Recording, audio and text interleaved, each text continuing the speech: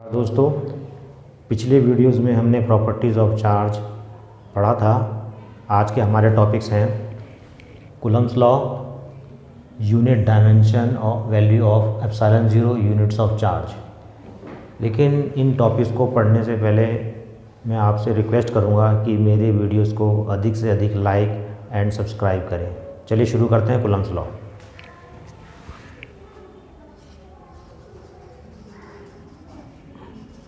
This is a very important law in electrostatics, Coulomb's law.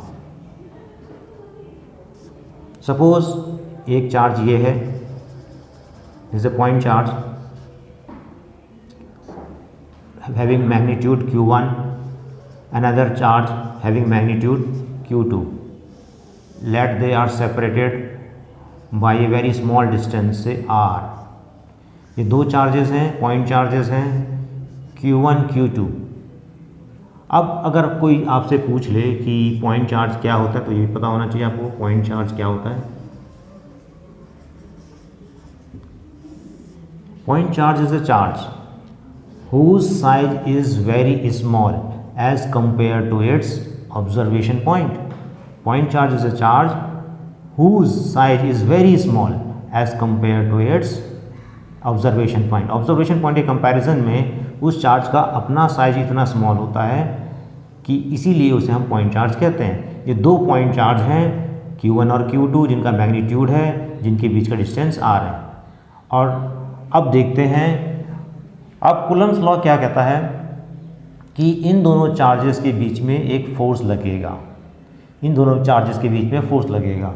वो force directly proportional होता है इन दोनों charges के मैग्नीट्यूड के प्रोडक्ट के, और इन्वर्सली प्रोपोर्शनल होता है इन दोनों चार्जेस के बीच के डिस्टेंस के स्क्वायर के। इन्वर्सली प्रोपोर्शनल होता है। दिस इज डायरेक्टली प्रोपोर्शनल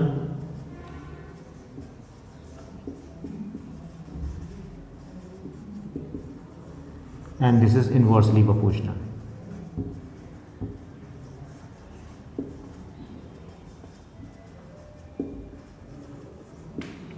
तो स्टेटमेंट यहाँ से हम लिख सकते हैं। इसका स्टेटमेंट क्या बन गया?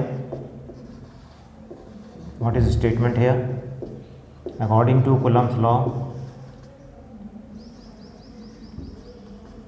According to Coulomb's law, force of attraction और repulsion between any two charges is directly proportional to the product of magnitude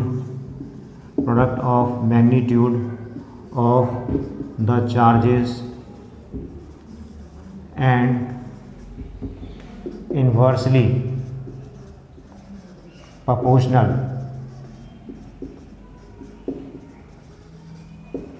to the square of the distance between them। यानी इसी चीज़ को हमने फ्रेम कर दिया है स्टेटमेंट में कि दो चार्जेस के बीच में जो चाहे तो अट्रैक्शन का फोर्स होगा या रिपल्सन का फोर्स होगा, that is found to be directly proportional to the product of the magnitude of the two charges and inversely proportional to the square of the distance between them. यानी इसको मैं यहाँ पे लिख देता हूँ।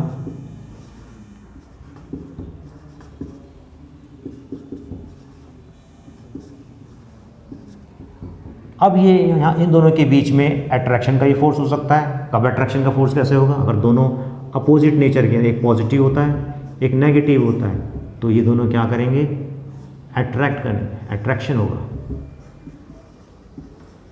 इसी तरह से अगर ये सेम चार्जेस होंगे, सेम काइंड ऑफ चार्जेस होंगे, तब ये रिपेल करेंगे, रिपल्सन, इनके बीच में रिपल्सन होगा। ये कुछ फोर्स लगेगा, रिपल करेंगे, उस फोर्स से रिपेल करेंगे। इसी तरह से अगर माइनस माइनस होता है तो भी ये रिपेल करेंगे, रिपल्सन।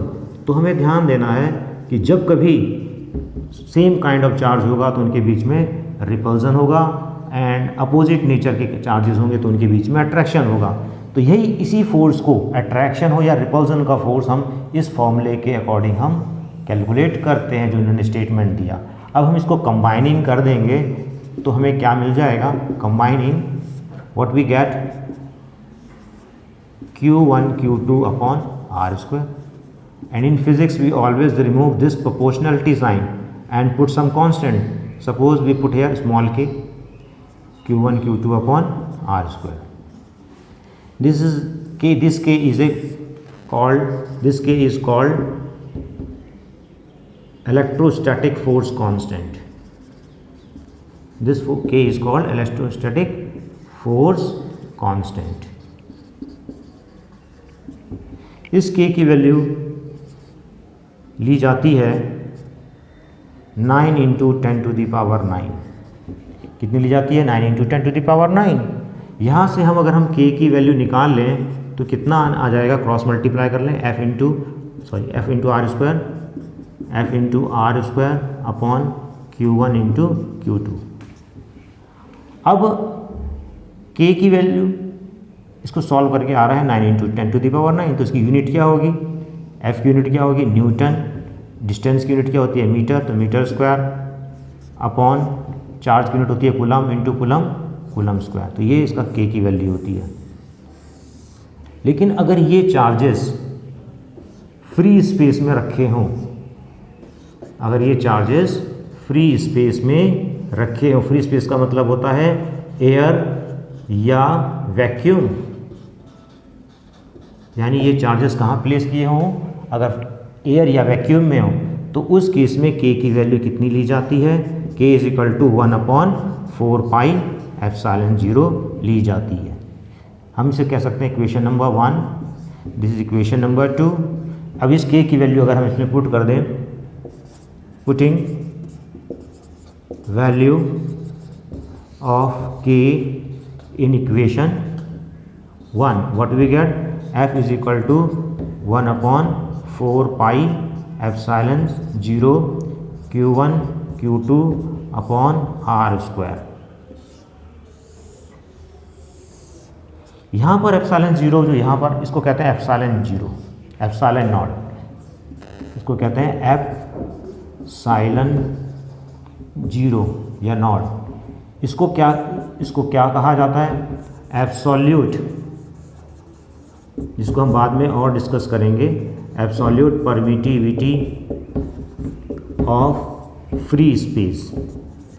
यहाँ जीरो लगाने का मतलब ही ध्यान रखिएगा कि जीरो लगाने का मतलब ही फ्री स्पेस है, यानी चार्जेस कहाँ हैं, प्लेस हैं, एयर और वैक्यूम में प्लेस हैं, एयर और वैक्यूम में प्लेस हैं। जीरो का मतलब यही है। तो ये एप्सिलॉन 0 को हम क्या नाम देते हैं, absolute permittivity of free space, जिसको अब हम अगला टॉपिक पढ़ेंगे एप्सिलॉन 0 के बारे में। This is equation number 2 suppose.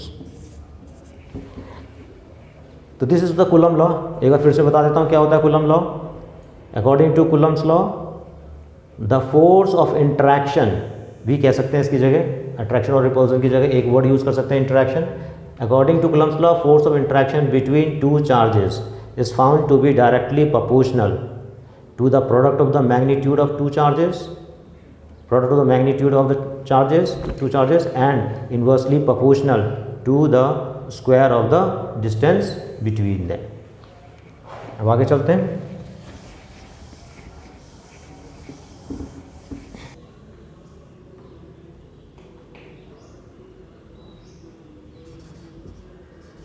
Absolute permittivity of free space क्या होता है, क्योंकि ये वर्ड आया है, ये टर्म आया है फॉर्मूले में, जिसका सिंबल आप जान गए एप्सिलॉन 0।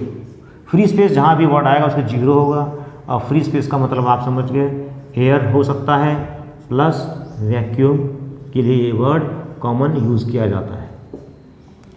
अब ये होता है क्या, सपोज ये कोई चार्ज है, इसके चारों ओर एक मीडियम है,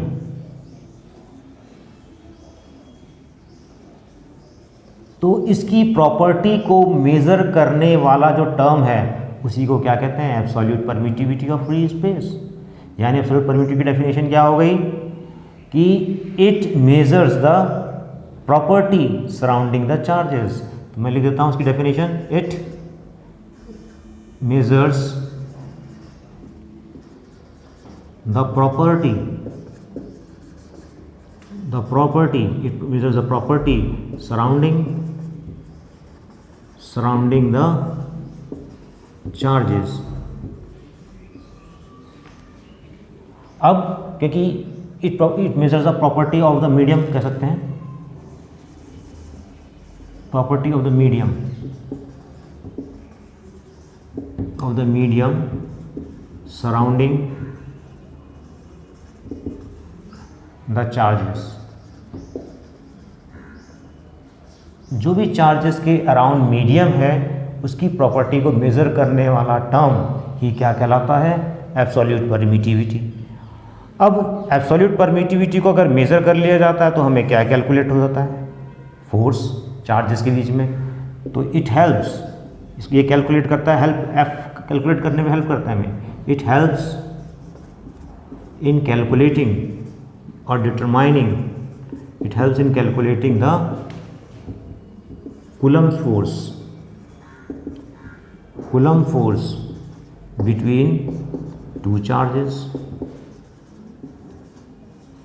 अब इसके बारे में यूनिट पढ़ेंगे। यूनिट क्या होती है इसकी? Unit of epsilon zero. अभी हमने के जो इलेक्ट्रोस्टैटिक फोर्स कांस्टेंट था उसका फॉर्मूला था 1/4 पाई एप्सिलॉन ज़ीरो। तो जो के की यूनिट होगी उसका इन्वर्स क्या होगी? एप्सिलॉन ज़ीरो, क्योंकि अगर हम यहाँ से एप्सिलॉन ज़ीरो निकालेंगे तो 1/4 पाई की। तो unit of epsilon zero is what? Unit of epsilon zero is equal to 1/यूनिट ऑफ के। तो यूनिट ऑफ के कितना है? अभी हमने बताया था newton metre square upon coulomb square. ये इसका मतलब ये कूलम स्क्वायर ऊपर आ जाएगा, coulomb square upon newton metre square. और we can write coulomb square n-1 m-2। तो ये यूनिट हो गया। Now dimension of epsilon zero, dimension of epsilon zero calculate करने के लिए इसका डायमेंशन और इसका डायमेंशन लेना होगा। यानी dimension of coulomb square into dimension of Newton -1, हम लिख सकते हैं डायमेंशन ऑफ न्यूटन ऊपर -1 इंटू डायमेंशन ऑफ मीटर -2। तो डायमेंशन ऑफ कूलम स्क्वायर हम जानते हैं, कूलम होता है चार्ज होता है I इंटू टी होता है, इसका होता है कूलम, इसका होता है एम्पियर, इसका होता है सेकेंड। तो हम कूलम की जगह क्या लिख सकते हैं? एम्पियर, और टाइम की जगह डायमेंशन टी, तो ए टी, और ऊपर स्क्वायर। न्यूटन फोर्स की यूनिट होती है तो फोर्स का डायमेंशन रख सकते हैं mlt -2 और -1। मीटर लेंथ होता है तो लेंथ की पावर -2। इसको हम डिनोमिनेटर में ले सकते हैं ए टी स्क्वायर, इसको लिख सकते हैं ए स्क्वायर टी स्क्वायर इंटू, इसको ओपन करेंगे तो m-1 l-1 t -2 -1 +2 into l-2। Compact कर देंगे इसे, सबसे पहले m लिखेंगे m-1, फिर l लिखेंगे, l कितना हो गया? -2 -3 और t कितना हो गया? 4, देन a स्क्वायर। तो this is the dimension of epsilon zero. अब next is unit of charge.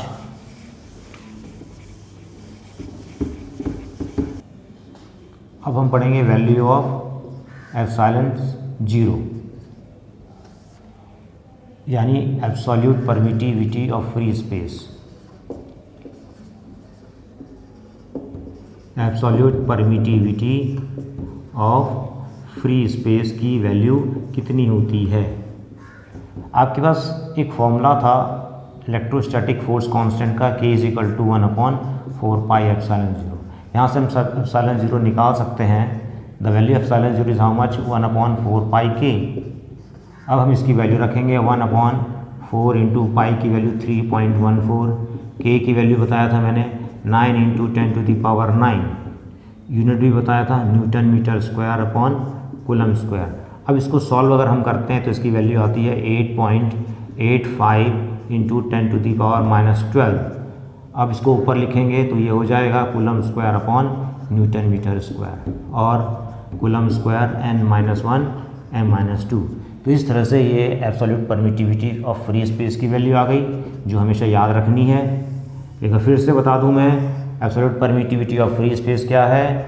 Charges के अराउंड जो मीडियम है उसकी प्रॉपर्टी को मेज़र करने वाला factor he absolute permittivity of free space कहलाता है। यानी it is the property of the medium surrounding the charges. अब हम आते हैं next is units of charge. Units of charge को डिफाइन करेंगे। यूनिट्स ऑफ चार्ज,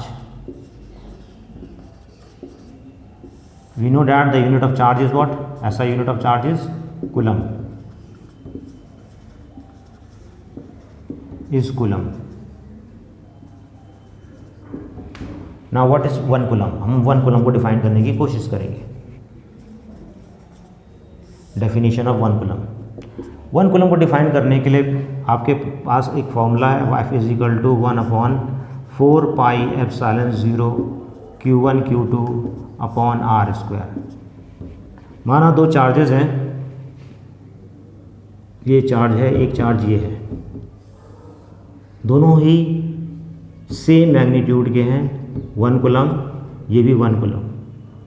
बल्कि हम कह सकते हैं ये Q coulomb है और ये भी Q coulomb का चार्ज है, Q coulomb का चार्ज है और ये भी Q coulomb का चार्ज है। इसके बीच का डिस्टेंस सपोज 1 मीटर है और इनके बीच का फोर्स कितना लग रहा है? 9 इंटू 10⁻⁹ न्यूटन।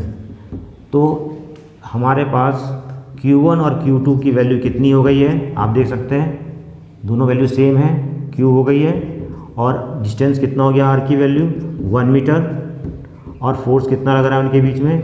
9 into 10⁻⁹ Newton. ये सारी वैल्यू इसमें अगर हम पुट करते हैं तो ये कितना आ जाएगा? 9 इंटू 10⁻⁹, और इसकी वैल्यू हम जानते हैं 9 इंटू 10⁻⁹। फिर से मैं यहाँ लिख देता हूँ 1/4 पाई एप्सिलॉन 0, जिसको हम स्मॉल k कहते थे। इलेक्ट्रोस्टैटिक फोर्स को इसकी वैल्यू होती थी 9 into 10⁻⁹ newton metre square upon coulomb square.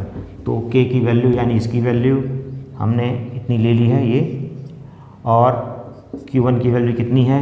Q, Q2 की वैल्यू कितनी है? Q, इसके बीच का डिस्टेंस कितना है? 1 स्क्वायर।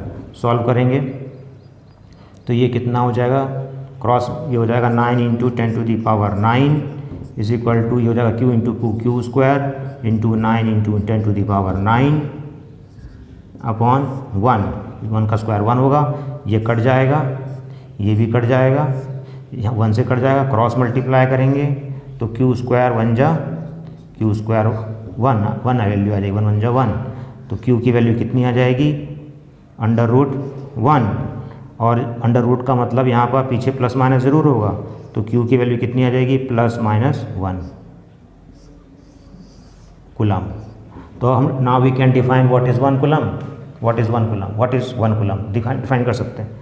तो 1 कूलम क्या है? 1 कूलम एक ऐसा चार्ज है जो दो सिमिलर मैग्नीट्यूड और सेम नेचर के चार्ज के बीच में, अगर उनके बीच में कितना फोर्स लगे? 9 इंटू 10⁻⁹ न्यूटन का फोर्स हो, अगर वो एक दूसरे से 1 मीटर के दूर रखे हों। तो 1 coulomb is that much amount of charge which when placed in vacuum at a distance of 1 metre apart would experiences a force of repulsion of 9 into 10⁻⁹ Newton. तो ये 1 कूलम में डेफिनेशन इसकी लिख देता हूँ so that it may be clear. Thus 1 coulomb is that much that much amount of charge which when placed in vacuum at a distance of 1 meter apart from similar nature of charges similar nature के charges हैं apart, एक दूसरे से 1 metre apart रखे हैं, from similar nature of charges would experiences, कितना फोर्स experience करें, would experiences a force of 9 into 10 to the power 9, इतना फोर्स एक्सपीरियंस करेंगे 9 into 10 to the power 9 newton. तो 1 coulomb is that much amount of charge which when placed in vacuum at a distance of 1 meter apart from similar nature of charges would experience as a force of 9 into 10 to the power 9 Newton. यहाँ पर when placed in vacuum क्यों बोला गया है, क्योंकि इस फॉर्मूले में हमने कौन सा फॉर्मूला लिया है, फ्री स्पेस का फॉर्मूला लिया। ये बता रहा है कि फ्री स्पेस में यानी वैक्यूम या एयर है, दोनों चार्जेस कहाँ पे हैं, फ्री स्पेस में हैं, तो वैक्यूम में ले सकते हैं या फ्री स्पेस भी यहाँ पर हम लिख सकते हैं। There are other units of charge also.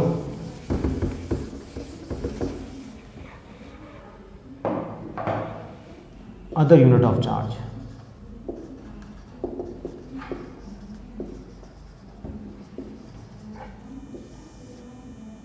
like CGS unit of charge. We have studied earlier that SI unit of charge is what? SI unit of charge which is most accepted is coulomb C, but there is another unit of charge that is CGS unit of charge. CGS unit of charge is what? ESU, or we can say that electrostatic unit. It is also known as stat coulomb भी कह सकते हैं। यानी CGS unit of charge क्या है, electrostatic unit of charge है, electrostatic unit of charge कहलाता है, या स्टैट कूलम भी हम कह सकते हैं, शॉर्ट में हम ESU कह सकते हैं। अब इस SI यूनिट चार्ज में और स्टैट कूलम में क्या रिलेशन है, या ESU में क्या रिलेशन है, तो ध्यान रखिएगा 3 into 10 to the power 9 statcoulomb या ESU को हम 1 कूलम कहते हैं। यानी 1 कूलम में 3 into 10 to the power 9 statcoulomb होता है। This relation between SI unit and CGS unit of charge. Another unit is, एक और यूनिट है, another unit of charge is EMU, that is called electromagnetic unit, electromagnetic unit of charge। तो उसको ध्यान रखना है कि ये कितना होता है, 1 EMU में कितना स्टैट कूलम होता है, 3 into 10 to the power 10 statcoulomb को हम कहते हैं। 3 into 10 to the power 10 statcoulomb को 1 EMU कहते हैं, और इसीलिए 3 इंटू 10 टू दी पावर 9 को अलग कर लें तो बाकी 10 बचता है, हम लिख सकते हैं इसे 3 into 10 to the power 9 into 10 to the power 1 statcoulomb. अब 3 इंटू 10 टू दी पावर 9 को हम क्या कहते हैं, स्टैट कूलम को क्या कहते हैं, इसको क्या कहेंगे 1 कूलम। तो इसकी जगह हम क्या लिख सकते हैं 1, ये पूरा हट जाएगा 1 इंटू 10 कूलम, तो ये बन जाएगा 10 कूलम या C। तो ध्यान रखिए 1 EMU में 10 कूलम होता है, या 3 into 10 to the power 10 statcoulomb होता है। तो इस तरह से आज हमने जो टॉपिक्स कवर किए हैं, कूलम्स लॉ, और इसमें एक टर्म आया absolute permittivity of free space, जिसको हमने डिफ़ाइन किया, उसकी यूनिट को समझा, उसकी डायमेंशन को स्टडी किया और उसकी कितनी वैल्यू होती है 8.85 into 10⁻⁻12 coulomb square upon newton metre, जो भी था coulomb square upon newton metre square. और दूसरा हमने यूनिट ऑफ चार्ज को स्टडी किया। यूनिट ऑफ चार्ज में हमने एसआई यूनिट और सीजीएस यूनिट को डिफ़ाइन किया, साथ ही हमने 1 कूलम डिफ़ाइन किया। तो ये आज के टॉपिक हमारे कवर होते हैं। अगले वीडियोज़ में हम कुछ और आगे इसके चलेंगे। तब तक के लिए थैंक यू। लेकिन इससे पहले मैं आपसे फिर से रिक्वेस्ट करूँगा कि मेरे वीडियोज़ को अधिक से अधिक लाइक और सब्सक्राइब किए। Thank you very much.